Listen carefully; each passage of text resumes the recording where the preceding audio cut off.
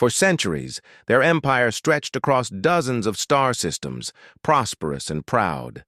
Their artistry was renowned, their technology refined, their culture a beacon of unity among the rim worlds. They believed themselves secure, buffered by treaties, alliances, and the sheer distance from the galactic core. But all that changed when the Torth Dominion arrived. The Dominion did not conquer like others did. Most invaders sought resources, territory, or tribute. The Torth sought submission, and when that submission was not given swiftly, they sought extermination. Their fleets were vast, disciplined, and merciless. Where they came, silence followed. Entire civilizations vanished, stripped of names and histories reduced to nothing more than ash in the void. The Valari fought back at first. Their admirals sent fleets into battle with courage. Their ground armies fought with valor. But valor was not enough. For every ship the Confederacy destroyed, 10 more Torth ships emerged from the dark. For every battle won at great cost, 5 more were lost with ease. Resistance turned to desperation. Desperation to despair. Soon, Valari space burned. Worlds that had stood for millennia fell in weeks. Their proud banners, once symbols of strength, were torn down and replaced with the Dominion's mark.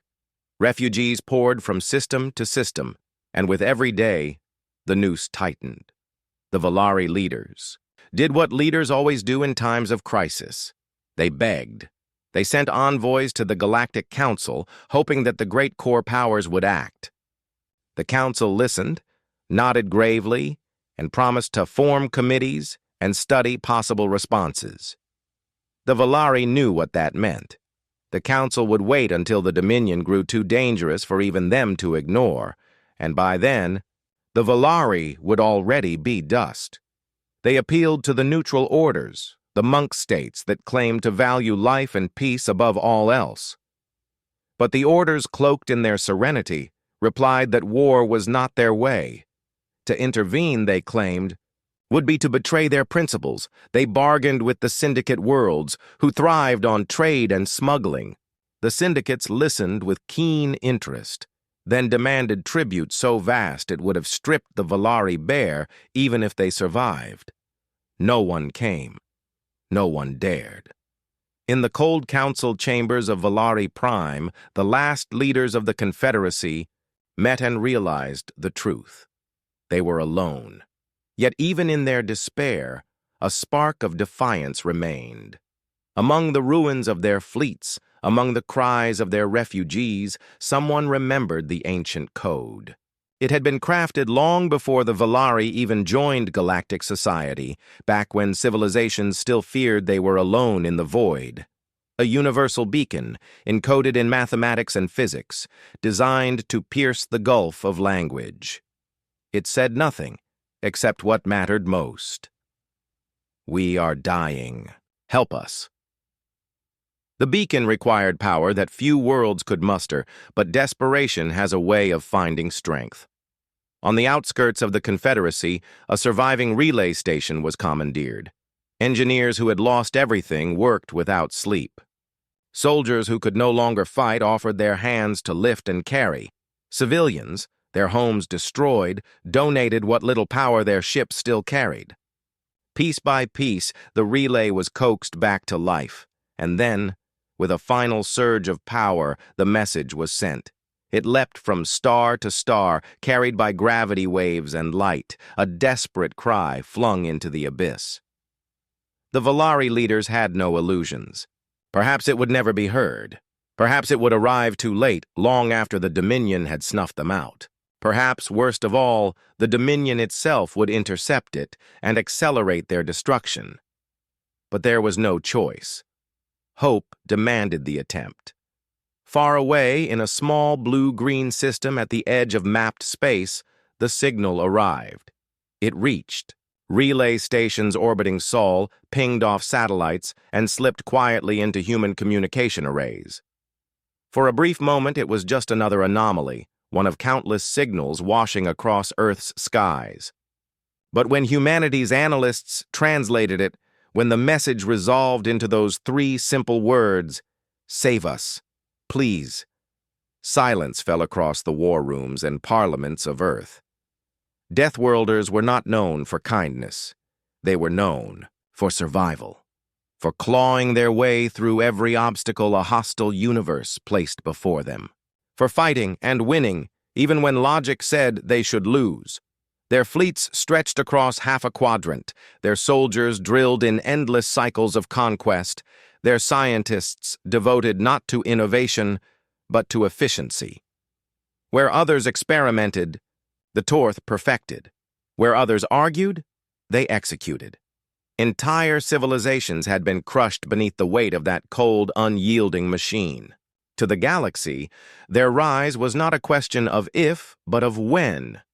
So when the Valari Confederacy began to falter, the Torth were hardly surprised. Valari Prime was already marked for eradication. The remaining worlds were simply delaying the inevitable with their pathetic resistance.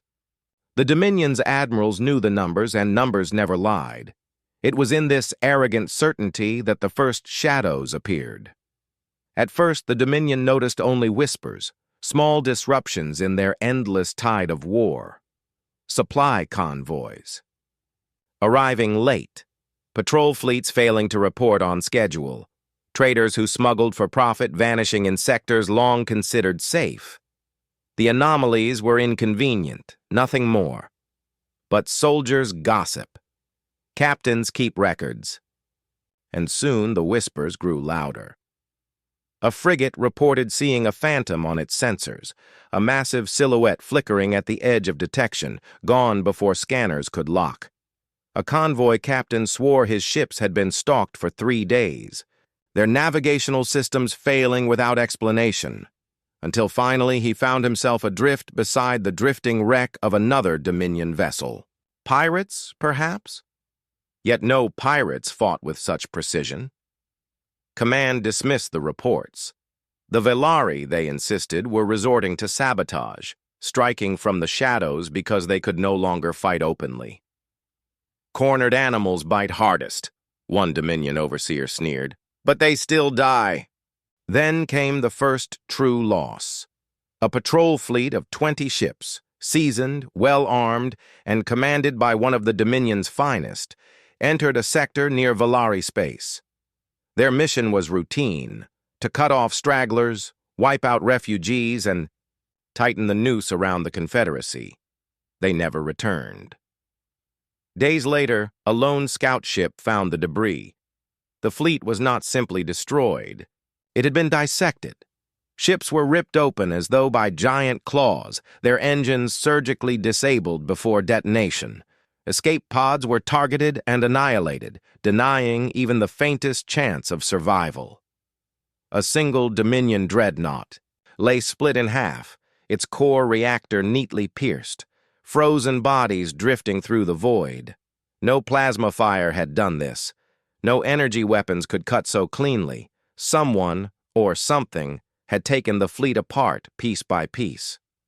At first, the Dominion assumed it was an elaborate Valari trap, perhaps stolen technology, perhaps some hidden weapon they had been too arrogant to anticipate. But the evidence told another story. The munitions lodged in the wreckage were foreign, their design crude by galactic standards, yet terrifying in their effectiveness. Rail slugs the size of boulders had punched through armored hulls. Missiles with adaptive guidance had slipped past defenses, exploding with pinpoint precision. These were not the weapons of the Valari. They were human. The truth became undeniable when the Dominion received the message. Every ship in the patrol's remains carried the same broadcast, repeating endlessly on open channels. It had no preamble, no demand. No attempt to terrify with rhetoric. Just a phrase, short and sharp, translated into Dominion script with perfect clarity. We heard their cry. The words echoed through Dominion command centers. Some scoffed, insisting it was propaganda. Others muttered uneasily of the Deathworlders, that strange and brutal species from the edge of the spiral. They had been catalogued and studied but never truly engaged. Rumors painted them as dangerous, but the Dominion had crushed dangerous species before. What difference would another make? And yet, unease spread. Valari survivors whispered of new fleets in the void. Ragged refugees spoke of hulking ships that moved with predatory purpose, of soldiers who fought not with restraint, but with the wild fury of beasts. Across the rim, merchants carried tales of battles unseen, of Dominion ships going dark, their signals vanishing into silence. For the first time, the Torth Dominion hesitated. They sent more fleets, determined to prove their dominance. They deployed scouts, surveillance drones, assassins, even false signals to lure their hidden enemy into the open. But the humans refused to play by Dominion rules. They struck where they chose, when they chose, and vanished back into the void. It was not war. Not yet. It was the silence before war, the measured inhale before the roar. The Dominion had made a mistake. They had dismissed the Valari's cry as meaningless. They had ignored the possibility that someone, anyone, would answer. Now, somewhere beyond, their sight, humanity was gathering. Their fleets, forged in fire and hardened by a death world's cruelty, were on the move. For months, the Dominion fleet loomed above its skies like a shadow that never lifted. Starships filled the heavens, their numbers so vast they blotted out constellations. From orbit, plasma fire rained down on the surface, scorching fields and cratering cities. The Valari military, what remained of it, could do little more than throw themselves against the tide in suicidal strikes. The people of Prime lived each day with the certainty of death. Families huddled in basements as buildings above shook with bombardments. Soldiers without ships fought with rifles scavenged from wreckage. Refugees who fled to the surface from other fallen worlds spoke of horrors, camps, executions, entire populations exterminated for refusing to kneel, and above them all, the Dominion fleet prepared its final blow. On the command ship Exemplar of Dominion, Overseer Raktoth observed his prey with the cold detachment of a butcher. Prime was the jewel of the Valari Confederacy, and when it fell, the rest of their people would break entirely. Raktoth had been ordered not merely to conquer, but to annihilate, to erase every trace of Valari culture until even memory itself withered. The countdown began. Weapons primed, planet killers charged. Soon Prime would be ash. That was when the stars tore open. At first it seemed like a sensor malfunction. A ripple across space, faint signatures where none should be. Then came the distortion, spatial rifts blooming across the system, each one vomiting forth shapes unlike any in the Dominion's vast archives. Human warships arrived. They were ugly, compared to the sleek, polished vessels of the Dominion. Brutal angles, armored hulls layered like fortress walls, engines that burned with savage intensity. But what they lacked in grace, they made up in purpose. Every ship was built like a weapon first and a vessel second. To the Valari watching from the surface, they looked less like machines and more like predators. The Dominion fleet reacted instantly. Orders rang out. Plasma lances and energy torpedoes streaked across the void. But the humans did not falter. They struck. Railguns thundered, launching slugs at near-relativistic speeds. The projectiles tore through shields as if they were mist, punching clean holes through Dominion cruisers before the crews even realized they were under attack. Missiles with adaptive guidance systems swarmed like hunting beasts, dodging countermeasures, weaving between interception fire and detonating deep within enemy formations. Smaller human frigates dove headlong into suicidal charges, sacrificing themselves to cripple enemy carriers, leaving them open for the larger battleships to finish. Valari, eyes long dulled by despair, widened in shock. The impossible was happening. Dominion ships, those indestructible icons of conquest, were burning. The exemplar of Dominion reeled as one of its escort destroyers exploded in a cascade of fire. Overseer Raktoth bellowed commands, confident still that sheer numbers would grind the enemy down. But the humans were not playing by Dominion rules. They moved like predators, not soldiers. Their formations shifted fluidly, seemingly chaotic, yet always striking where the Dominion was weakest. Dominion tactics relied on overwhelming firepower and rigid discipline. Human tactics were something else entirely, a blend of sacrifice, cunning, and relentless aggression that no Dominion strategist could predict. The Volari surface shook with cheers as they saw the battle unfold above. For the first time in months, the skies were not filled only with fear. They were filled with fire, yes, but fire that struck their oppressors. On the bridge of a human dreadnought, Admiral Reyes stood with arms folded, his expression hard. He was no diplomat. His orders had not been to negotiate or to save as many as possible. His orders had been simple: answer the cry, and humanity's answer was war. Target their carriers, Reyes commanded. Cut off their fangs, no escape. The order rippled across the fleet. Human warships turned as one, unleashing concentrated barrages that crippled the Dominion's heavy carriers. Fighters poured from human hangars, drones designed for a Death Worlder's mindset. Small, vicious, expendable, and utterly merciless. They swarmed Dominion interceptors, overwhelming them in swarms, gnawing through their defenses until entire squadrons were shredded. Dominion discipline began to fracture. Their ships had never known true defeat, and now they faced something that refused to die, refused to yield. Every time a human vessel fell, its wreckage was used as cover for another strike. Every loss fueled greater fury. In less than an hour, half the Dominion fleet was gone. On Volari Prime, the people poured into the streets, watching the impossible dance of fire across their skies. They saw Dominion wrecks fall like burning meteors, scattering across oceans and mountains. They saw human ships press forward, not for conquest, not for tribute, but for vengeance. Hope, long thought dead, flickered alive. For the Volari, these were not saviors. They were something far more terrifying and somehow far more precious. They were Death Worlders. They were predators from a world where even survival was war. And they had come not to bargain, not to posture, but to destroy those who had dared harm the helpless. As the last Dominion carrier split apart, its engines detonating in a chain of explosions, Admiral Reyes finally gave his fleet a single chilling command, broadcast to all frequencies. A message swept across the void, carried on every channel, picked up by every Dominion ship, every Volari survivor, every listening ear in the galaxy. It contained no demand, no warning, no compromise, only a sentence.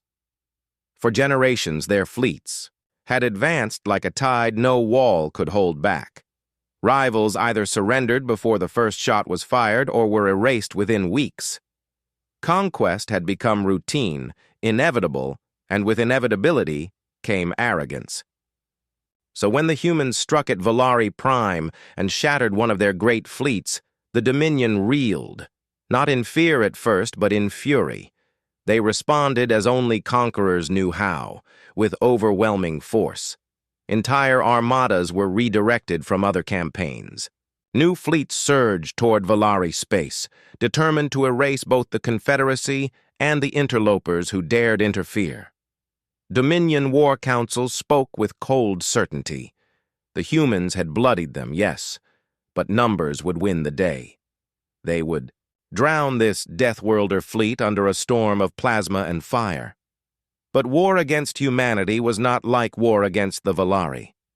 The Dominion expected submission. They expected negotiation when threats were made, surrender when pressure mounted. Instead, every demand was answered with silence, followed by explosions in the night. Where the Dominion tried to choke supply lines, humans struck deeper, cutting apart their logistics with surgical precision. Where they sent reinforcements, the humans ambushed them in asteroid fields, debris clouds, or gravity wells, turning the environment into a weapon. The Dominion lost shipyards that had stood for centuries. Convoys meant to feed their soldiers vanished, leaving troops starving on the front.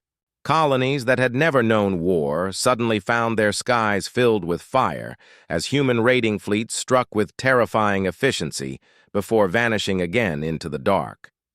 To the Dominion, this was defiance beyond comprehension. To humanity, it was survival, an instinct written into their very bones. Admiral Reyes, commanding the human spearhead, had made it clear to every captain under his command. This was not a war for honor. This was extermination of a predator. The Dominion had enslaved, butchered, and terrorized for too long. They had silenced too many cries for help. Now, humanity would be the echo to every scream they had ignored. The fighting was brutal. Humanity did not escape unscathed. Entire battalions of soldiers were lost storming Dominion fortresses. Frigates burned to slag as they threw themselves between Valari transports and incoming fire. Each human victory was paid in blood. But where other species might have faltered at such cost, humanity only grew more relentless, because every loss was remembered, every sacrifice was fuel for the fire, and the Valari, inspired by the ferocity of their unlikely allies, began to rise again. Once scattered and broken, their people rallied under human command.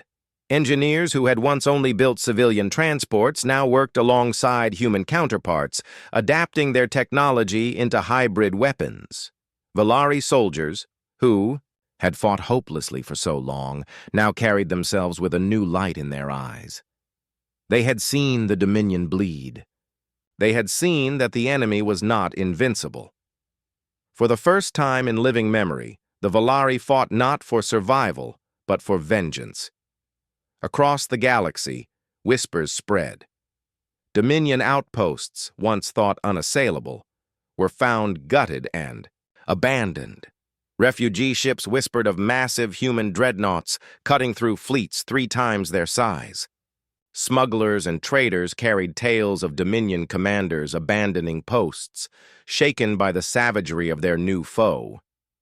Fear, the very weapon the Dominion had always wielded, was being turned against them. And as fear spread, so too did defiance. Species, once cowed into silence, began to stir. Worlds long under Dominion rule lit fires of rebellion. Some sent envoys to humanity, begging for alliances. Others simply rose up, knowing the predator was distracted and weakened. Everywhere, cracks appeared in the once mighty empire. The Dominion, for all their arrogance, understood what was happening. Their empire was no longer feared in the same way. Humanity had changed the story. No longer were the Dominion the inevitable tide. Now they were the prey, hunted by a force that fought with a rage no empire could contain. Raktoth, the overseer who had once prepared to annihilate Valari Prime, now, the battlefield above Tarvek's world was no longer a contested zone. It was a graveyard. Wrecks of Karvek dreadnoughts drifted like twisted corpses, their shattered hulls leaking plasma and frozen bodies into the void. Human warships moved. With quiet precision, their guns cooling, their hangar bays still glowing with the energy of deployed fighters. It was not a battle anymore. It was the conclusion of a trial, swift, merciless, and final. The survivors of the Karvek Armada fled into dark space, their formations broken, discipline gone. They had expected easy conquest of a world they deemed too weak to fight. Instead, they had awoken a force that reminded them of the old legends, the Deathworlders of Sol, humanity, who had once been dismissed as primitive troublemakers. Inside, the flagship Resolute, Admiral Arden stood on the bridge in silence, his jaw tight, his eyes fixed on the main display. The war was not won by fury alone, it was won by precision, by centuries of preparing for the day humanity would be tested. Arden had seen this play before. Predators overreaching, convinced they ruled the galaxy, only to meet the species that had carved its existence out of a death world. "Report," Arden said, his voice steady. "Karvek forces broken, Admiral," his tactical officer replied. "Estimated 60% destroyed, 35% crippled, 5% retreating. No pursuit necessary." Arden nodded slowly. "Broadcast." The comm officer flicked switches, and across the remains of the battlefield, across every channel the Karvek still monitored, a single message echoed in a dozen languages. "The price of terror is wrath. The Karvek will not find mercy here." The words were short, deliberate, and cold. They were not just a warning. They were a declaration. Humanity's patience had been spent, and the galaxy would remember what that meant. On the surface of Tarvek's planet, the refugees who had prayed in vain watched the skies clear of hostile fire. Their cities lay scarred, their streets broken, but they were alive. Towers still stood, families clung to one another, and in the distance, a shimmering beam from the heavens cut through the cloud cover. A drop shuttle from the Resolute. Elder Soren, the one who had activated the ancient distress beacon, fell to his knees as he saw the human craft land. A ramp hissed open, and soldiers in heavy armor stepped forward, their visors reflecting the smoke-filled horizon. Behind them came medics, engineers, and translators. One of the humans removed his helmet, a scarred woman with stern eyes and close-cropped hair. She approached the elder with slow, careful steps, and when she finally spoke, her words carried both authority and an odd gentleness. "You called for salvation," she said. "What you summoned was our wrath. The Karvek will not trouble you. Again." Elder Soren's throat tightened. His people had expected salvation, yes, but not this.